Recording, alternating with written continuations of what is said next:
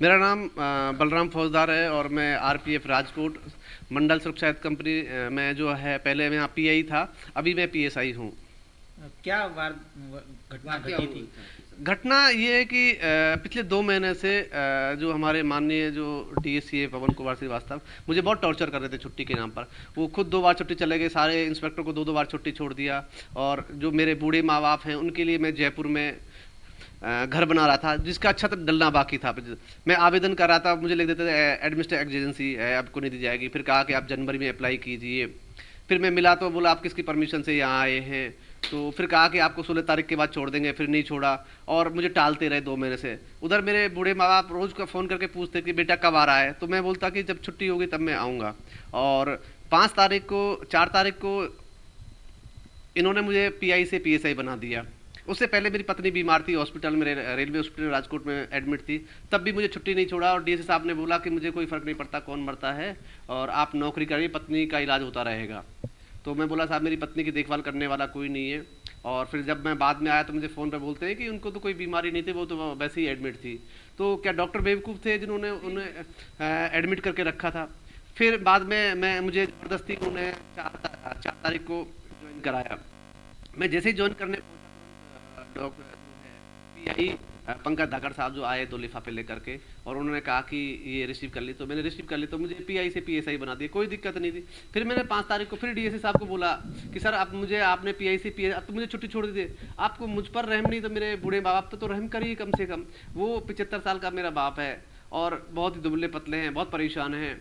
वो इस कड़ाके की ठंड में, बारिश हो रही है वहाँ, आसमान की छाया में रह रहे, कोई छत नहीं है, रहने का कोई उनका घर नहीं है, तो लेंटर डल जाएगा कम से कम, उनको रहने का वो तो हो जाएगा। तो छुट्टी पर नहीं छोड़ा। और शाम को जब मैं 5 बजे डीसी साहब से मिलने के लिए मैं घर आ रहा था, डीसी साहब से मिलने वहाँ देखा कि डीसी साहब खड़े हैं कंपाउंड में। तो बाहर मैंने उनसे कहा, तो बोले यहाँ किसी परमिशन से आया, तेरे पास लिखित परमिशन है? मैं बोला सर मेरी मजबूरी को समझिए। तो बोले भाग जा यहाँ से राजकोट छोड़ करके, नहीं तो गोली से मरवा दूंगा दिखाई दिया तो मैं बोला सर ये कोई बात थोड़ी होती है। तो बोला नहीं भाग जा, अभी तेरे को पीआई से पीएसआई तो बना दिया, क्या कर लेगा? तो मेरे को वहाँ बड़ा बेइज्जत किया और धमका करके मेरे को वहाँ से भगा दिया।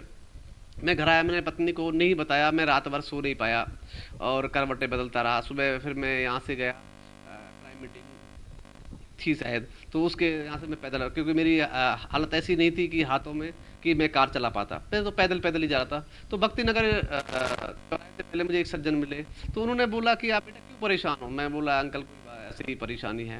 बोला बेटा मुझे बता। तो मैं बोला अंकल आप कहाँ जा रहे हैं? तो बोले मैं बेटा अहमदाबाद जा रहा हूँ। तो बेटा मेरे साथ चल, तू क्यों परेशान है? तो वो मुझे ले गए बस में, उन्होंने मुझे काफ़ी समझाया। और फिर वहाँ से मैं अहमदाबाद से आबू रोड के जंगलों की तरफ चला गया, तो मैं वहीं रहा जंगलों में। वहाँ मैं कभी खाना मिलता, कभी नहीं मिलता, कभी मैं चलता, रोड के किनारे चलता रहता था।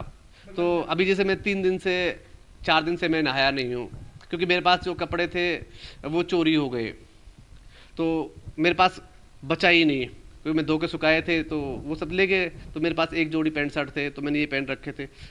तो बड़ा मैंने कष्ट में जीवन व्यतीत किया है। जो मैं भारतीय के जो यशस्वी प्रधानमंत्री जी हैं नरेंद्र मोदी से अनुरोध करता हूं कि वो मेरी समस्या का निराकरण करें। यहाँ तक कि डीजी साहब ने भी कुछ सहानुभूति, कुछ समस्याओं का निराकरण किया था। 4 महीने बीत जाने के बाद भी आईजी साहब ने उन समस्याओं का निराकरण नहीं किया है अभी तक।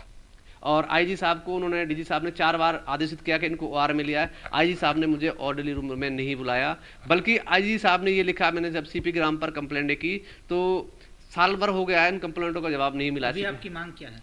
मेरी मांग है कि मेरी स्टडी लीव स्वीकृत किया है, मुझे जो चार्जशीटें दी गया उनको निरस्त किया जाए और मेरे साथ न्याय किया, और दोषी जो अफसर हैं उनके खिलाफ कार्रवाई की जाए, और जो है मुझे वापस पीआई बनाया जाए।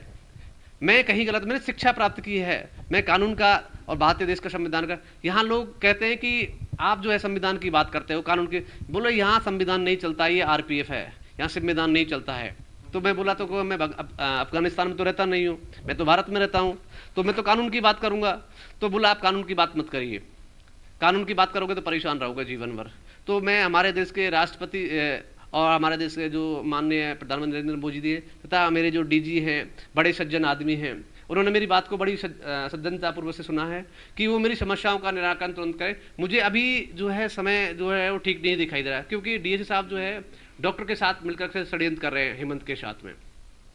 तो अभी जो मेरा जो जीवन, मेरा और मेरे परिवार का जो जीवन है वो कष्ट में है और भयग्रस्त है। आने वाला समय अगर मेरी समस्याओं का निराकरण नहीं किया गया तो मैं पार्लियामेंट के सामने मैं अपने परिवार के साथ आत्महत्या करूंगा।